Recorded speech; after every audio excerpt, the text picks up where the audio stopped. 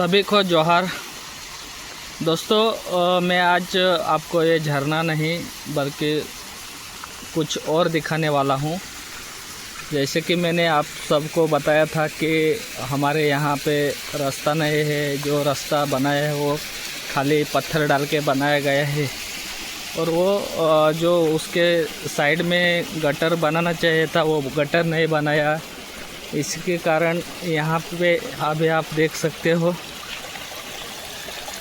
कि ये पूरा लैंडस्लाइड हो गया है और हमारा जो मुख्य रास्ता है वो बंद हो गया है। ये आप देख सकते हो पूरा पहाड़ गिर के रस्ते पे आ गया है और हमारा जो आने सध्या रस्ता नसल्या कारणामुळे अशा पद्धतीने जंगलातून वाट काढून खाली उतरावं लागत आहे। अतिशय खराब रस्ता आहे हा, तरीसुद्धा शहरापर्यंत जाण्यासाठी या वाटेचा वापर आम्हाला नक्कीच करावा लागेल।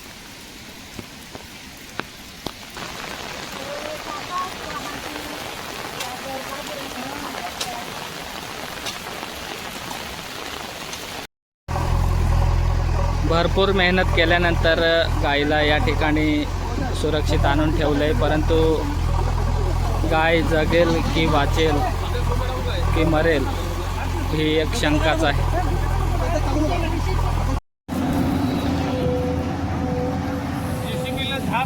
एवढी माती काढली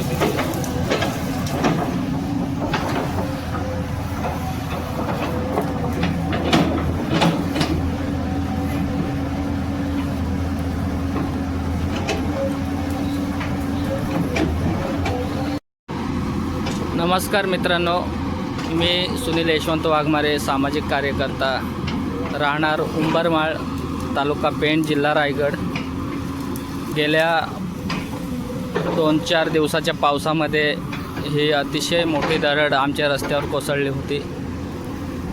त्यानंतर ग्रामस्थांच्या मदतीने आणि सामाजिक कार्यकर्त्यांच्या मदतीने, पत्रकार बंधूंच्या मदतीने या ठिकाणी आम्हाला आज मात्र हा रस्ता मोकळा करून दिला जात आहे। पेण पंचायत समितीचे बांधकाम विभागाचे अभियंता समीर पाटील साहेब यांच्या सहकार्यातून या ठिकाणी आम्हाला ही पोकलन उपलब्ध केले गेले आणि जो रस्ता बंद होता तो आज खुला करण्यात येत आहे। या माध्यमातून मी आपणास सांगू इच्छितो की जर तुम्ही तुमच्या अधिकारांसाठी जर भांडत असाल किंवा तुमच्या ज्या अडीअडचणी आहेत त्यासाठी जर पुढाकार घेतला तर नक्कीच कोणतीही मोठी अडचण असेल तरी ती सोडवता येऊ शकते। हे याचं एक उदाहरण आहे। तुम्हीसुद्धा तुमच्या ठिकाणी असे काही प्रश्न असतील तर संघटित होऊन अशा पद्धतीने आपले प्रश्न सोडवू शकता। धन्यवाद।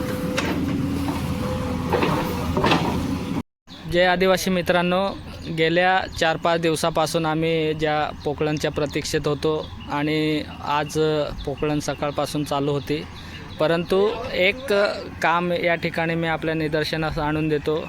हा जो दगड आहे हा दगड इथेच ठेवून मशीन खाली गेले होते। आम्हाला त्यांनी सांगितलं की उद्या आम्ही परत येऊ म्हणून,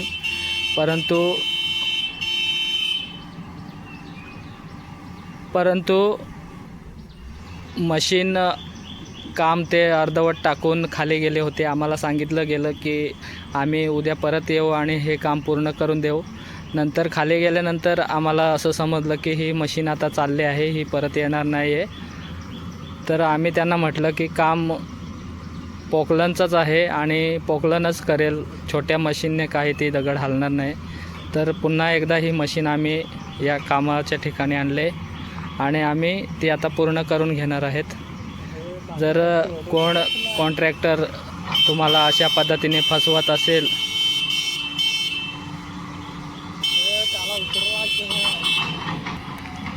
जर तुम्हाला कॉन्ट्रॅक्टर असं थुकपट्टी लावून जात असेल, फसवून पळत असेल, तर तुम्ही त्याच्याकडनं काम करून घ्या. कारण जो निधी आपल्याला मिळत असतो तो पुन्हा पुन्हा मिळत नसतो.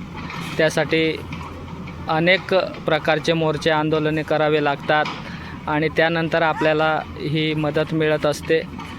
तुम्ही अशा कामासाठी कृपया हुशार राहा आणि काम करून घ्या. धन्यवाद.